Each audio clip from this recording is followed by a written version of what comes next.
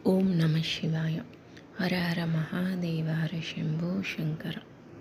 ఈరోజు మనము 5వ జ్యోతిర్లింగమైన కేదారనాథ్ జ్యోతిర్లింగం విశిష్టత స్థల పురాణం గురించి తెలుసుకుందాం. హిమాలయాల మంచు శిఖరాల మధ్య సముద్ర మట్టానికి సుమారు 3583 మీటర్ల ఎత్తులో భక్తి, తపస్సు, క్షమాపణలకు ప్రతీకగా వెలసిన దివ్యక్షేత్రం శ్రీ కేదారనాథ జ్యోతిర్లింగం. మహాభారత యుద్ధం అనంతరం తమ బంధువులను సంహరించిన పాపానికి ప్రాయశ్చితం కోరుతూ పాండవులు పరమశివుని దర్శనం కోసం హిమాలయాలకు చేరుకున్నారు. అయితే వారి పాపభారం కారణంగా వెంటనే దర్శనం ఇవ్వాలని శివుడు భావించలేదు.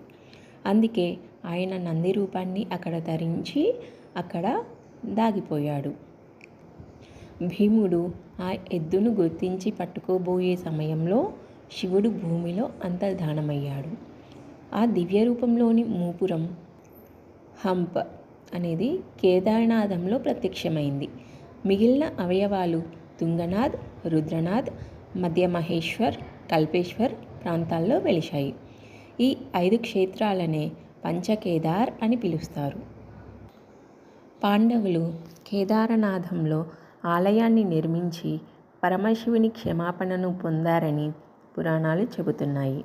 మరో పురాణ కథనం ప్రకారం నరనారాయణ మహర్షులు ఇక్కడ ఘోర తపస్సు చేసి ఈ పవిత్ర స్థలంలో శాశ్వతంగా నివసించి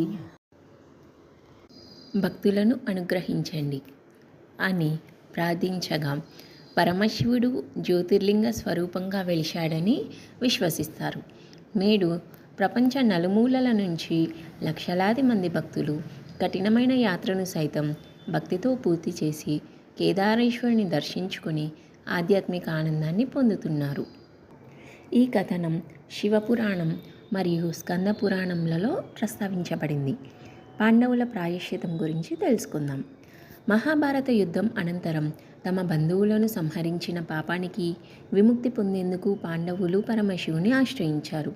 శివుడు వారిని వెంటనే దర్శించకుండా నంది రూపంలో దాగిపోయాడు.